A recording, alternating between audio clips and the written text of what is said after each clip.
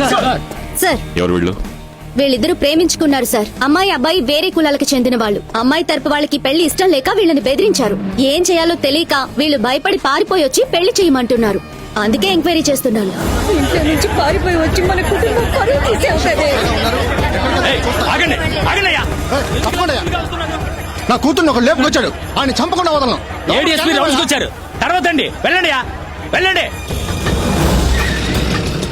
అన్నా అన్నా, మీ అన్నయ్య కూతురుని మరడే కొడుకు పోలీస్ స్టేషన్ తీసుకెళ్లాడు. ఏమంటున్నావురా?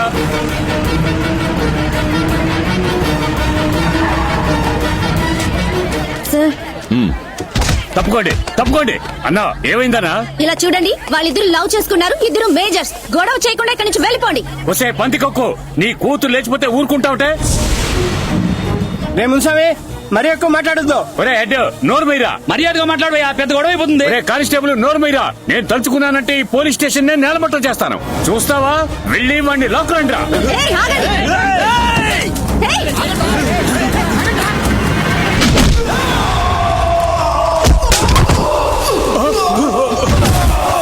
ఎదవని నరికి తీసుకురండి రా.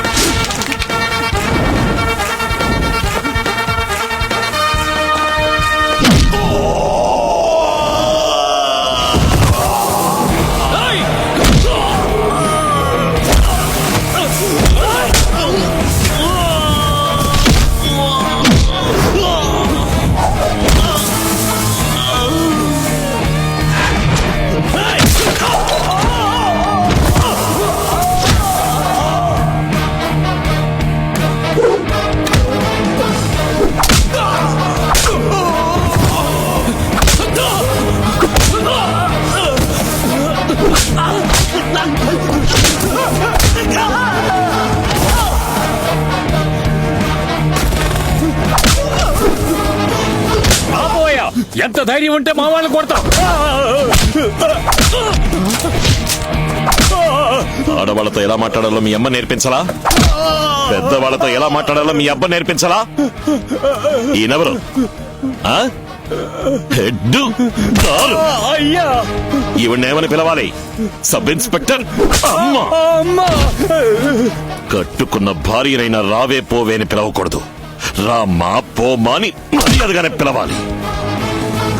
అసహ్యంగా లేదు మీకు? మిగతా కులం వాళ్ళని తక్కువగా చూస్తారా? నీచంగా అనిపించట్లా? ఒక కాలంలో మీకంటే ఎక్కువ కులం వాళ్ళు మిమ్మల్ని గుళ్ళోకి రాకూడదు, భుజాన టవల్ వేసుకోకూడదు అని బానిసలుగా ఉంచడం తప్పని 200 ఏళ్లుగా మీరు పోరాడారు కదా. ఇప్పుడు అదే తప్పు మీరు చేస్తున్నారు. వాళ్ళందరూ మారుతున్నారు. మీరెప్పుడు మారబోతారు? రండమ్మా. ఈ నిమిషంలోనే నేను వీళ్ళిద్దరికీ పెళ్లి చేసి పంపించగలను. కానీ మీ ప్రేమకు మర్యాద ఇచ్చి నా పనిచేయడం లేదు. ఓమా ఓమా, మీరు కూడా తన ప్రేమకు మర్యాద ఇచ్చి వాళ్ళకి పెళ్లి చేయండి. అలా కాదని వాడు చెప్పాడు వీడు చెప్పాడని ఏదైనా తప్పుగా ప్లాన్ చేశారో వెళ్ళండి, జరగాల్సింది చూడండి. సరేనయ్యా.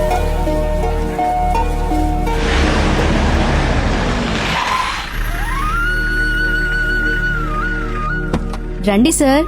4:30కి రమ్మన్నాను. కరెక్ట్ గా 5:30కే వచ్చేసరే. ఏం లేదు మిర్చిపొడి, కడియం పోలీస్ స్టేషన్ లో ఒక పెద్ద ప్రాబ్లం. సరే. అందుకే ఒక చిన్న డిలే. నన్ను చూసెళ్ళడానికి విజయవాడ నుంచి నా ఫ్రెండ్స్ అందరూ వచ్చారు. హలో, కూర్చోండి. ఎలా ఉన్నారు? అందరూ ఐఏఎస్ రాయడానికి అప్లై చేయబోతున్నాం. ఎల్లుండి లాస్ట్ డేట్. అందుకే బోనని వచ్చి అడిగాం సార్. తనేమో వద్దంటోంది. నాకు అర్థం కాల. తనకి కలెక్టర్ అవ్వాలని సార్ ఆశ. సడన్ గా పెళ్ళైంది కదా, ఇప్పుడు వద్దంటోంది. నాతో చెప్పనే లేదు? లేదండి, మీతో చెప్తే మీరు ఒప్పుకుంటారో లేదో అని సందేహం. అందుకే. నువ్వు ఐఏఎస్ అవ్వాలని ఆశపడతావు, వద్దని చెప్పడానికి నేనంత దుర్మార్గపు మొగుడ్నా? నువ్వు సివిల్ సర్వీస్ రాస్తున్నావు.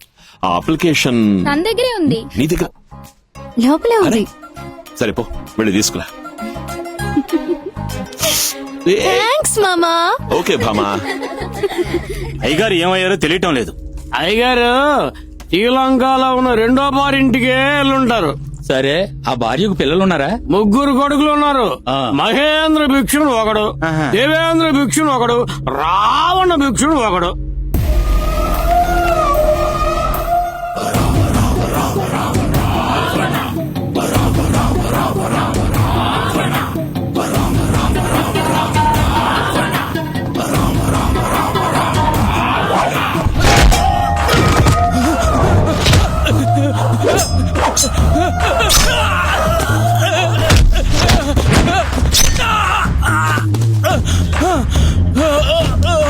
ఏమన్నావురా?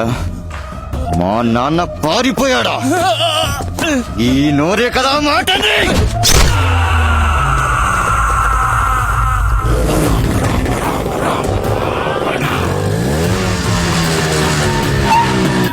అమ్మా, మా నాన్న ఎవడికో భయపడి పారిపోయాడని ఊరంతా నన్ను చూసి ఎగతాళి చేస్తుంటే సిగ్గులేకుండా కూర్చుని మీరు ఫోన్ చేస్తారా? అమ్మా, మా నాన్న భయపడి పారిపోయేవాడా? మీ నాన్నగారికి భయం అంటే తెలీదు. ఆయన పెద్ద వీరుడు. ఎవరికి భయపడకూడదు. మనకి 2 కళ్ళు పోయినా శత్రువుకి ఒక కన్నైనా పోవాలి. అర్థమైందా? నాన్నెక్కడున్నాడో ఇప్పుడు నాకు తెలియాలి.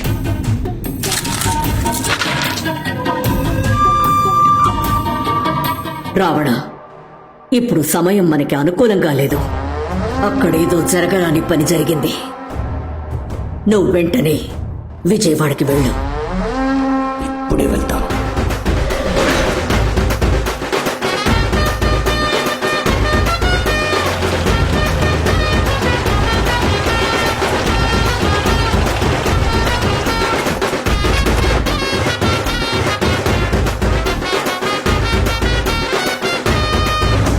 కృష్ణమూర్తి గారు, ఏం జరిగింది? మా నాన్న ఏమయ్యారు? స్వామితో గొడవ తర్వాత అయ్యగారి దగ్గర నుంచి ఏ కబురు లేదు బాబు. పరశురాం నా మీద అరెస్ట్ వారెంట్ తీసుకొచ్చాడు. 2 ఎదవలు కలిసి నన్ను పట్టించారు. వాళ్ళ కథ ముగించకుండా నేను కొలంబోలో అడుగు పెట్టను. ఆ రోజు మా నాన్నతో ఎవరున్నారు? అయ్యగారు పారిపోయేంత వరకు ఆయనతో ఉన్నదే నేనే బాబు.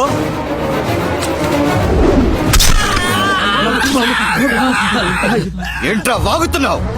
మా నాన్న పారిపోయారు కదా. అన్నయ్య, వీళ్ళకు మన మీద మర్యాద ఉంది, కానీ భయం పోయింది. ఇప్పుడు ఇక్కడ కనిపించిన భయం, ఇదే భయం మొత్తం విజయవాడకి మనం ఇవ్వాలి. అన్నా, మా నాన్న కేసులో అప్రూవర్ గా మారిన సత్యం ఏ జైల్లో ఉన్నాడు? ఇప్పుడు జామీన్లో బయటకు వచ్చాడు బాబు.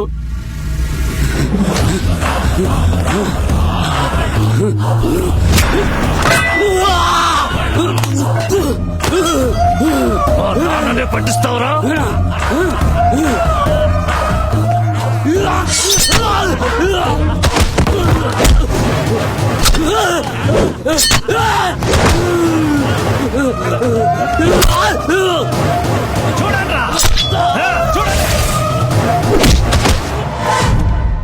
సార్, ఆ పరమేశ్వర భిక్షు ముగ్గురు కొడుకులు ఇప్పుడు విజయవాడలోకి వచ్చి అడుగు పెట్టారు. అప్పటి నుంచి ఎవరికి మనశ్శాంతి లేకుండా పోయింది సార్.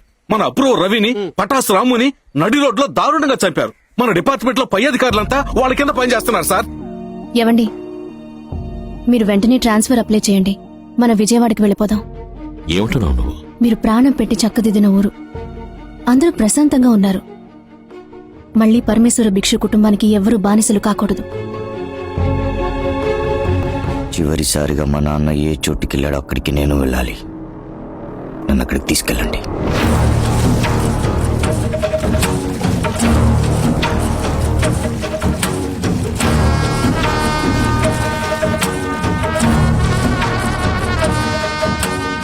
వెళ్ళండి. మా నాన్నని ఎవరైనా చూసారా అని కనుక్కోండి. అయ్యగారు చివరిగా ఇక్కడికే వచ్చారటగా. రావణ, దిగులుగా ఉన్నావు. ఆ చుక్కి దొరకలేదు నా. దొరుకుతుంది. ఏడో తల్లి, నేను వచ్చేసాను కదా. ఓ తల్లి, హాయ్.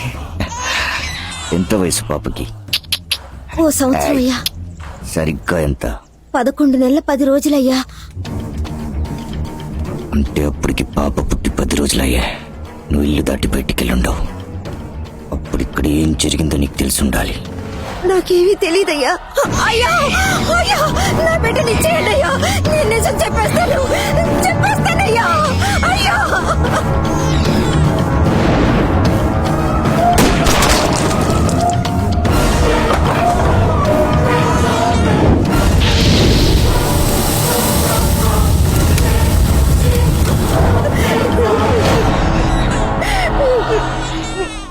అన్నయ్య, మన నాన్న పారిపోలేదు, చచ్చిపోయాడు.